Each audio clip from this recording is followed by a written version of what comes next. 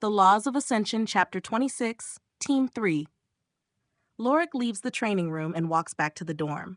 Halfway there, he gets a message and his bracelet vibrates. He turns it on to read it.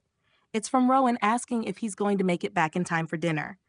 He replies that he's on his way before his bracelet vibrates again. This time, it's a notification saying he's completed his special task. His reward is 6,500 points and 1 academy ticket. He lowers his arm after seeing the notification. I have 2 academy tickets now. Should I use them and see what the academy's vault can offer? I can't think of much I'd want, but I don't know what qualifies as second-grade items. I'd hate to waste them on something I'd end up selling, but I don't want to just sit on them either. Lorik thinks as he walks. He's so lost in thought, he doesn't notice the team standing in front of him. He walks straight into the back of one of them, knocking him out of his thoughts. "Sorry, I was lost in thought," Lorik says while taking a step back. "What were you thinking about?" a woman asks. She's standing next to a wall a few feet away. She has long brown hair tied into a ponytail.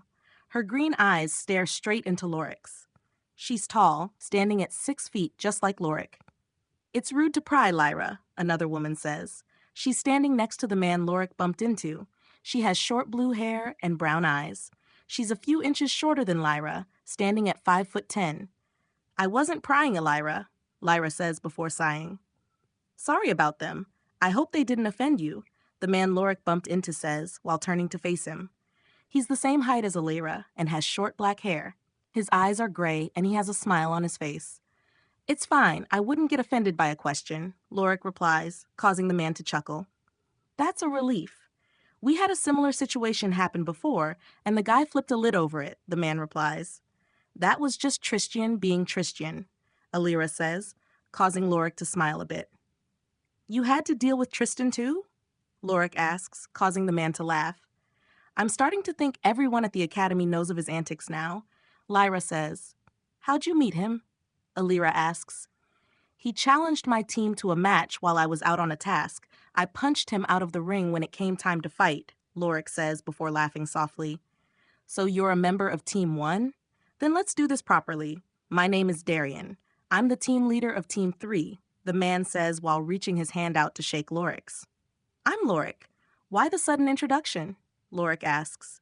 "We're going to challenge your team to a match soon. We're not interested in taking your place. We just want to see the difference, if any, between us.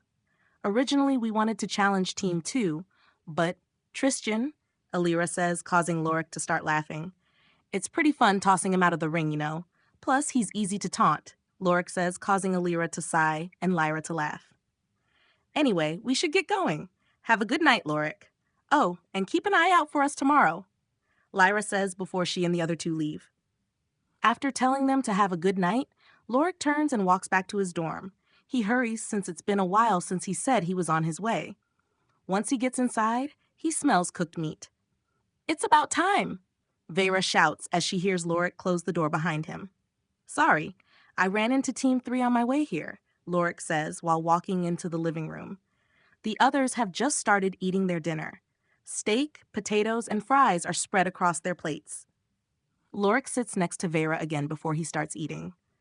"How'd you run into Team 3? Sarah asks. "I bumped into their leader while lost in thought. But they're planning to challenge us tomorrow. They don't want to become Team 1.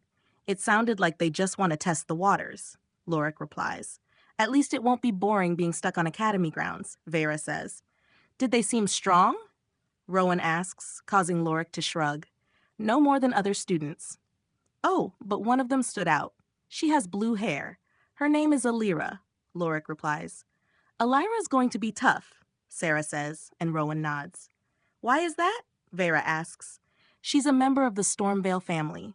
Her father is a Marquess, but like me, she and her family have a law bloodline. The law is the second echelon law of storms.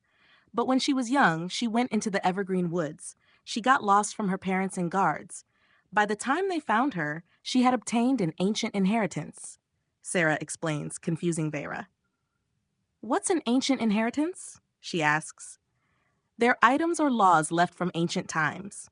Only people with similar souls to the ones who left the inheritance can find them. As such, it's speculated there are still a lot of inheritances left in the woods.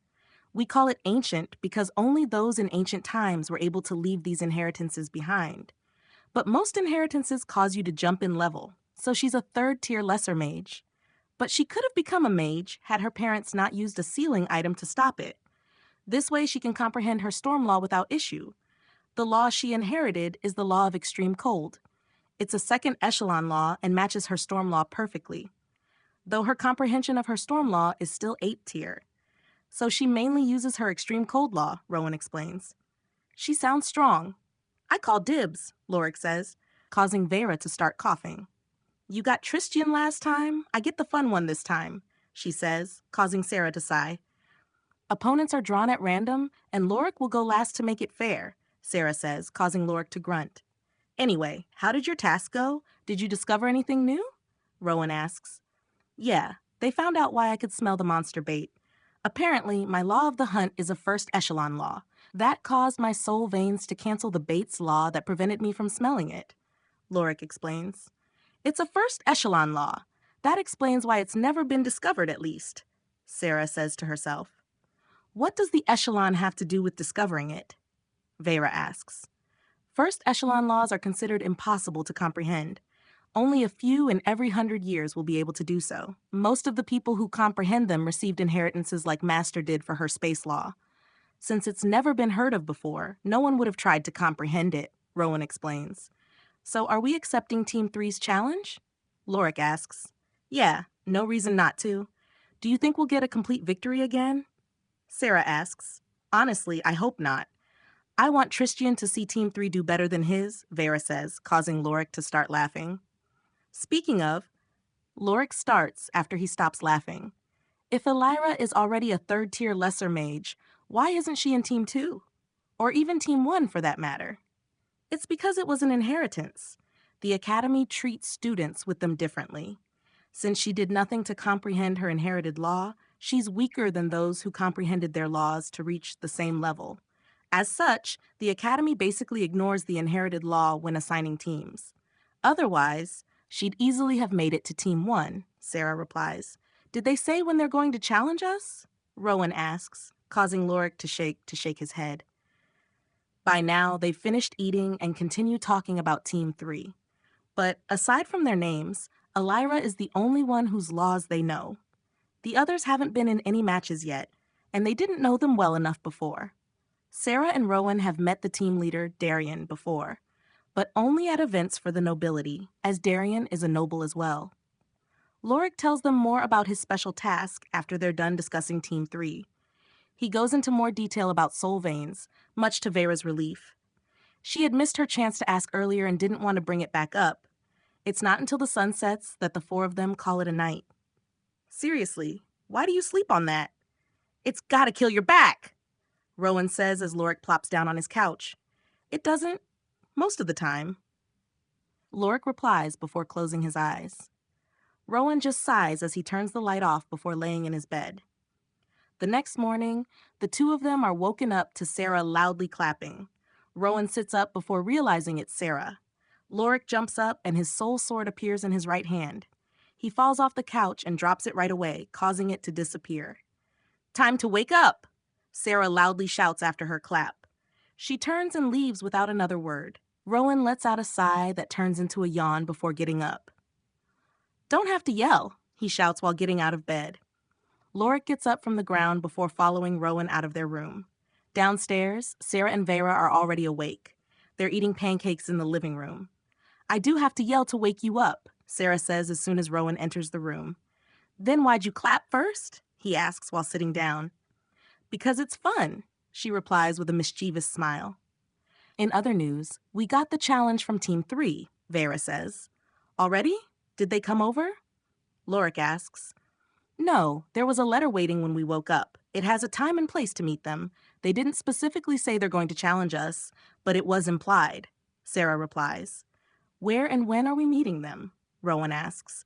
The second cafeteria at 10. Since it's 9, we thought it was time to wake you, Vera says, surprising Rowan. It's already 9. When did you two wake up? We woke up about an hour ago.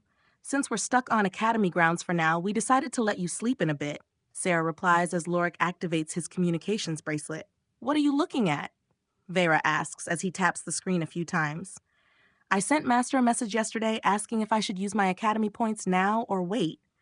I'm checking her reply. Lorik replies before sighing and turning his bracelet back off. What'd she say? Sarah asks. She said to wait until I have 4 tickets before opening the vault. Apparently, she thinks there's something in it that I'll like, Lorik replies. Do you think it's a better alchemy set? Vera asks. Maybe, Lorik replies with a shrug.